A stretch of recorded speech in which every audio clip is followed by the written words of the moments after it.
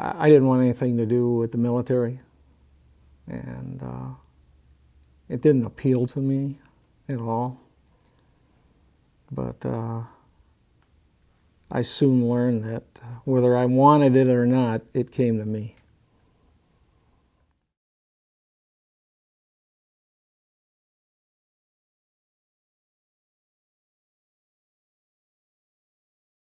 I was born August 25th, 1944. It was a great time in the 50s and the early 60s. I mean, you ran around town on your bicycle, you played baseball. There was always friends around. It was a good time. People were safe. I went to Auburn, and I was in the first graduating class, and I was a pretty good student. So I never was one that said I don't want to go to school. I might have said that, but I didn't really mean it. I enjoyed it. It was just a long ride from Cherry Valley to Auburn.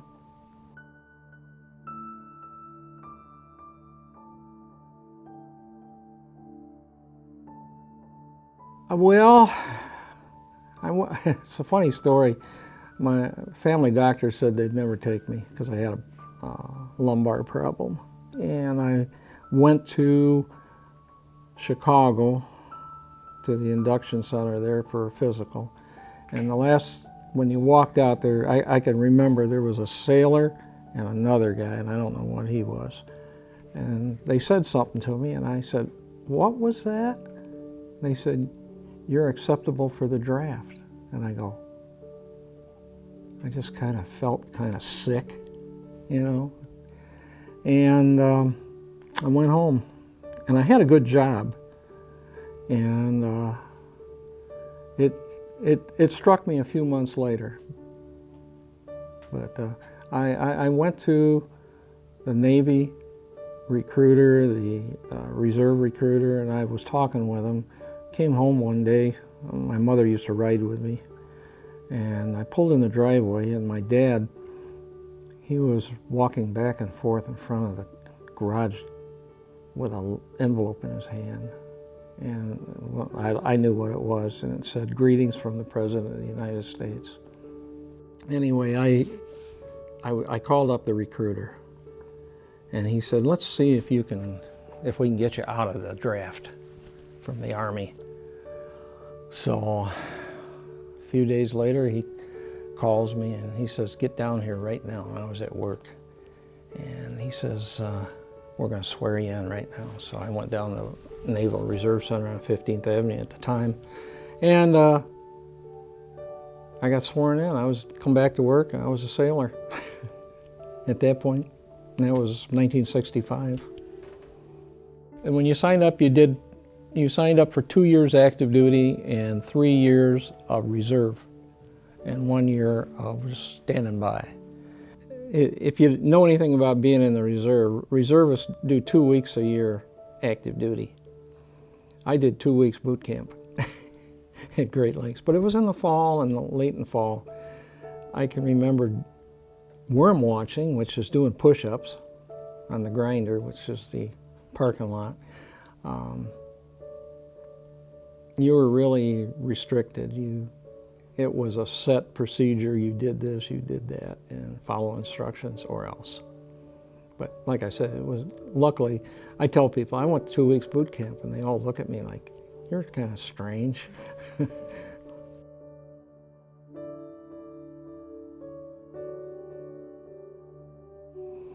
I went on active duty in February 1967.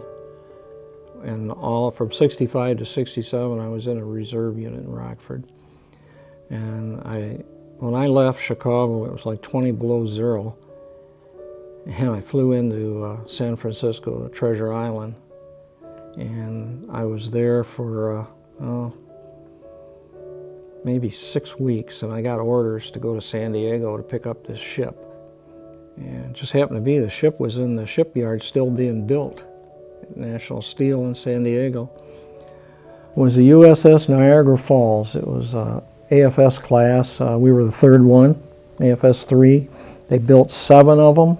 The first one went to the Pacific, the second one went to the Mediterranean, and we went to the Pacific. So it was a real adventure to go aboard a brand new ship. Everybody was new. There was probably 3/4 were reservists coming on active duty, and it was an adventure. It was a good adventure. I was what they call a plank owner. Probably never heard that term. If you're the first crew of the ship, you own a plank on that ship. And being the first crew of that ship, I became a plank owner. That ship was mine, part of me. With us, we had guys, in fact, that's another little story. A lot of the guys that we had that were regular Navy, not reserve Navy, they'd been to sea several times. They'd been, they'd maybe been in 15 years, 20 years. And the rest of us were pretty much never been on a ship before. I mean, I was on ships for 2 weeks reserve time, but not as your home ship. And we were all learning together. And because of that fact, those who were in senior positions kind of took us all under their wing, and we all had to learn together. And I think it helped everybody. Everybody was at that same point in their careers learning. In my case, I was an electrician's mate and on board ship, and we kind of hung together, all the electricians and the engineering divisions. Those were your friends. You worked with them every day. You knew the ship I was on, there was 400 and some, and I knew most of them, especially the engineering divisions. And like I said, we hung out together. We had to look at every motor aboard the ship, small ones, large ones. We had to put down all the data and technical stuff so that it would go in the file, that they know where everything's at. And some of the motors you could get to, some of them were pretty hard to get to. Some were really small, others were very big, but we had to go through the whole ship from the top of the ship all the way down to the keel. And I think that was a big learning process. I got to know the ship pretty good. And being as it was my home, I had to protect my home and to know everything that I was supposed to know about the electrical systems aboard that ship. It was a plus for me, and it helped a lot. I don't know if everybody, not being at a new shipyard and going through a new ship, would get that same type of technical training like I did or like we did, because most of the guys that I was with had never been on a ship in their life, including me. We took a little over 2 weeks. We left in March of '68 after all our training.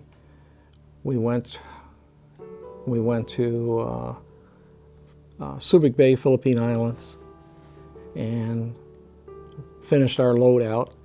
And then we used to make a swing. We'd go from down at the Cambodian border at a place called Antoy, which nobody ever heard about, to Da Nang, Cam Ranh Bay, Vung Tau. Then we go up in the Yankee Station, which was up in the north, where all the aircraft carriers were positioned, bombing the north from there. And I wanted to see what was going on. That's how, when I may be down in the engine room. When they broke out stuff, I was a fork truck driver in the freezer hold. I was on a combat store ship. So it was a pretty good sized ship, but I drove a fork truck down in the freezer for a very short period of time. But I was asked, you know how to type? And I go, yeah, I had typing in high school. I know how to type. Got another job for you. So another guy and myself traded jobs. That's when I really got to see what was going on, because I was the person that transferred the movies to other ships. That was my only sole job during the time that we were transferring goods. My job was to transfer movies. And I got to be up on the main deck and see what was going on. The ship was close to 600 feet long. It was 75 feet across the main deck. We had 6 levels high from main deck up to the bridge. Yeah. We had fork trucks in every level of the cargo holds, and the dry goods and the freezer hole, electric fork trucks. We had something like 8 or 10 fork trucks on the main deck, and they took everything over to the elevators at the, went up to the flight deck for the 2 helicopters to haul away. We had pallet conveyors that went down in the freezer hole and the dry goods hole. And we had smaller elevators that they put small parts on in boxes that came up. So we'd send it up right away and they'd put it on the deck. Depending on what they were sending, you know, fresh fruits and vegetables. We did 50 dozen eggs in a case. They're all wrapped in netting, cable nets around them, and the main deck, we had overhead garage doors actually, and we could drive from one end of the ship to the other end, all totally enclosed. So out on the main deck, between the garage overhead doors and the railing, oh, there were hundreds of pallets, especially for, you know, you're giving 500 pallets to an aircraft carrier or something like that. There were a lot of pallets there, but then again, some of the smaller ships couldn't take all those pallets, and they would just take a few pallets at a time, and that was their supply, you know. But the helicopters delivered usually 2 pallets at a time, and they'd fly them out, drop them off, and come back and get more and fly them back. And that was our daily operation. Lots and lots of pallets. When we were on the line, we'd get up early in the morning. If it was an aircraft carrier, that was usually at about 5 in the morning, they'd come alongside and we'd give them 400 or 500 pallets of food, stores, clothing. We had stateside ice cream, and boy, that went fast. You know, when the fleet found out we had stateside ice cream, that was a big deal. You had a breakout period, a Romeo 2. That's when you broke out everything and palletized it. Romeo 1 is when you actually sent it across, and our decks would be loaded with pallets. Aircraft carrier averages around 500, like I said. Smaller ships, maybe they give 50 or 100 pallets. And we had 5 highline stations on each side of the ship, plus 2 helicopters ferrying stuff. So we were doing more than one ship. Sometimes we were doing 4 or 5 at one time. We had, like I had mentioned before, 5 highline stations on each side. So where we shoot a line across a ship next to us, they're sitting parallel to us, and then they pull a steel cable. We had new technology, which was ram tension. And normally when a ship is winching out goods on it, sometimes the ships will go like they'll roll into one another, and then the line will come down, and they used to drag in the water, and then sometimes you went the other way and they'd have to let out. Our system was automatic. It kept the tension, or what they called a constant tension, on that cable. And if it went like that, it paid out. If it went this way, it paid in. And we were one of the newer ships to have that type of technology. And we highlined goods. We brought people aboard. Did that by hand. Circuit riders, clergymen, they called them circuit riders. They'd ride different ships that didn't have a regular clergy aboard. And as soon as the ship was loaded and all the goods and supplies, they'd take those lines back, break away, and the ship would go this way, and we'd go straight. We just spent many hours sitting there ferrying supplies to whoever needed them, you know, whoever came there. So, did I ever put my boots on the ground there? No. I was pretty close to it, though. We were up in the north in the Gulf of Tonkin, and we got an emergency message that we had to head south. You know, we suspended all our activities and steamed it as fast as we could down to the south. And I want to say it was in May of '68. There were 200 Marines surrounded by a Viet Cong, and they needed medical supplies really bad. So we were delivering medical supplies to the ship. And honest to God, I can remember this like it was yesterday.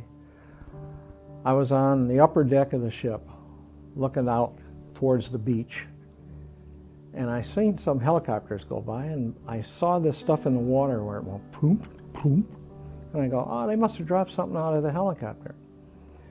And then all of a sudden some destroyers went zooming past us and between us and the beach, laying down smoke, a smoke screen.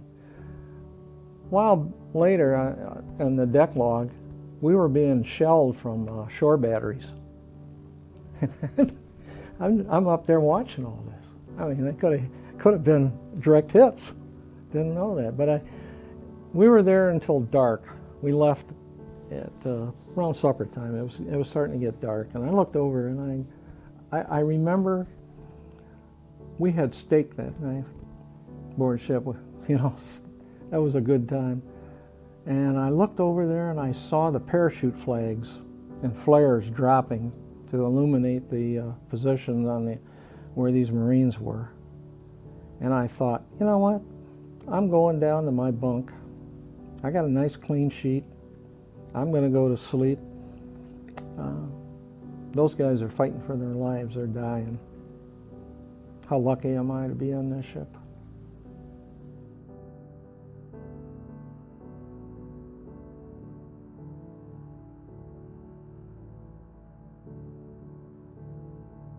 Being a reservist, the President Johnson had signed a bill that said that any reservist who returns to the state immediately gets discharged and sent home. And you know, it was a couple weeks going across the international date line a couple of times, you know, and we didn't go across the equator, but we got darn close to it. And we pulled in on a Friday, and there was a welcome home for us. 8 o'clock after breakfast Saturday morning, I had my sea bag and I was heading to be discharged. Me and about 3/4 of the crew. That was next day.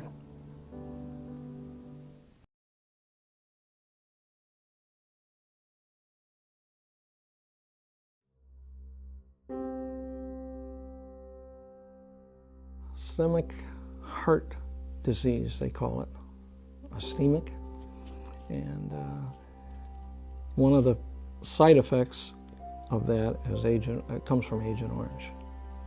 And there's 20-some cancers that come from Agent Orange. And truth be known, probably everybody from the Agent Orange group is probably heart trouble too, you know, high blood pressure. Well, out of the electricians, one guy has cancer that he's fought. There's probably about 3 or 4 out of our electric group. And the other ones that we don't know about from the group, they might have passed on, I don't know. I don't know. But definitely there are signs of it amongst us. You know. They dumped 50 million gallons of Agent Orange into the rivers in Vietnam. Vung Tau is where the Saigon River came down and emptied into the ocean. We would pull in there and drop anchor. Beautiful place. It was the French, when the French were there, it was like their Riviera beach, you know, clay tile roofs on buildings and everything. It was really a resort area. But our evaporators would use water, convert it seawater into fresh water. Nobody ever said, you know, you're drinking concentrated Agent Orange. nobody knew what Agent Orange was, you know, until after you got out, then you found out what Agent Orange really was. And that, you know, and 20 miles out to sea, I think the VA considered Agent Orange, but very few naval ships were ever designated as Agent Orange. Ours was, but they only did it for a weekend in May or June of '68, and here we were there all the time. Making a selection in vet doc for who you're going to create a documentary for is always a wild card. You never know what kind of stories you're going to get, what kind of experiences the person had, what they did. You never know any of that until you select your veteran and you sit down and you start breaking it down and watching their interview over and over again. And for me, watching John Bates and hearing about all the experiences he had really clicked with me, because I got to see the same places he did through my research, and hearing his stories, the good ones, you know, the funny experiences and everything brought me joy. And it was a pleasure to really be able to work with him and to be able to turn his story and his life into something more than just an interview, and to kind of bring it back to life so his family and him could see it again. It was really a pleasure working with him, and thank you.